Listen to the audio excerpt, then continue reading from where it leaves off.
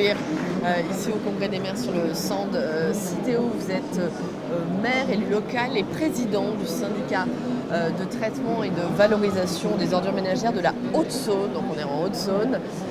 Quelles sont les priorités sur votre territoire, les particularités de cette problématique sur votre territoire? Alors notre territoire qui représente 648 communes et 260 000 habitants, on a la compétence sur 35 déchetteries et dans ces 35 déchetteries, on collecte 78 000 tonnes de déchets. Et notre obsession que nous avons au Citevum, c'est de réduire l'enfouissement.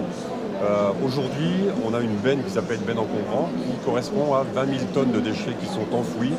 Pour nous, c'est une aberration écologique, environnementale et économique. Et notre obsession de tous les jours, c'est comment réduire ces tonnages, notamment par la pression de la fiscalité punitive que constitue la TGAP, la taxe générale sur les activités polluantes. Donc pour en réduire son impact au niveau des habitants, il faut qu'on réduise ces tonnages.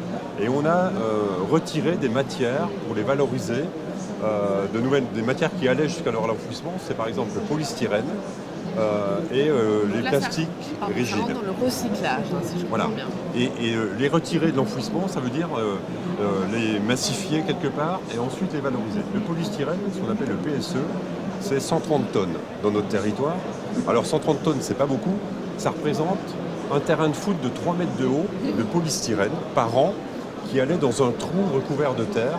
Et notre objectif, ça a été de les retirer, de les valoriser, de créer de l'emploi localement pour les compresser, les massifier et d'avoir une recette de ce PSE.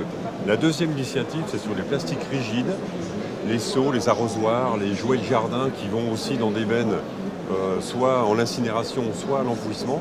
Chez nous, c'était l'enfouissement. On les met à part. On collecte aujourd'hui 500 tonnes de ce plastique. Il est mis en paillettes et il sert à alimenter une start-up locale qui est en train de développer un produit qui va remplacer l'enrobé dans les parkings.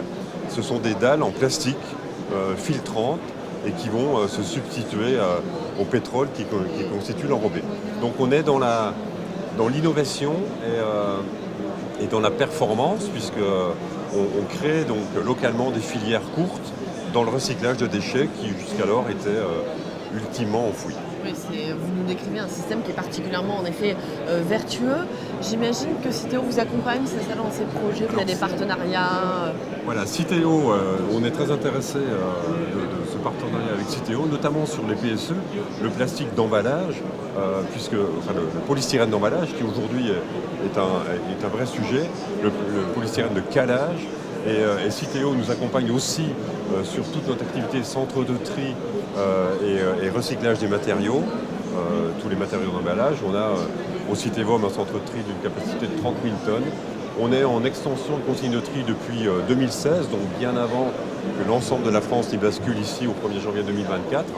Donc voilà, le Citevum, petit coin de Haute-Saône, est souvent innovant et montré en exemple. Donc je suis heureux aujourd'hui de venir témoigner de ce partenariat historique avec Citeo qui nous permet d'avancer et d'innover et de dupliquer en fait nos initiatives.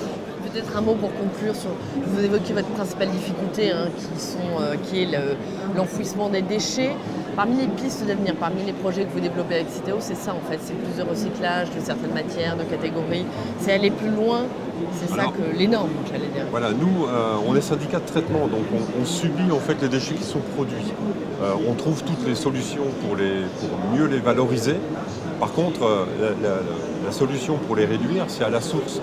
Et il faut que les metteurs sur le marché comprennent que les déchets, il faut en produire moins pour en avoir moins à recycler, ou il faut au moins qu'ils soient éco-conçus pour être recyclables. Parce qu'aujourd'hui, on a encore trop d'emballages qui sont quelquefois complexes, qui sont un alliage de papier avec de l'aluminium et du plastique et qu'on n'arrive pas à séparer et à recycler. C'est difficile pour le citoyen consommateur de faire la différence, de savoir quoi recycler. Le consommateur, il faut qu'il ait des consignes qui soient simples. Et aujourd'hui, l'extension des consignes de tri qui viennent d'être mises en place à partir du 1er janvier 2024, il est simple, c'est tous les emballages se trient. Mais il faut savoir qu'aujourd'hui, même s'ils se trient et qu'ils vont dans le bac jaune, on a encore des emballages trop complexes pour être effectivement recyclés. Donc l'appel, il est de dire à la source, aux metteurs sur le marché, créons des emballages qui aient une vie derrière. C'est très clair en tout Voilà. cas. Merci beaucoup Merci Joël Brice. bien. Merci d'être venu nous voir sur le stand Citeo. Merci, à bientôt.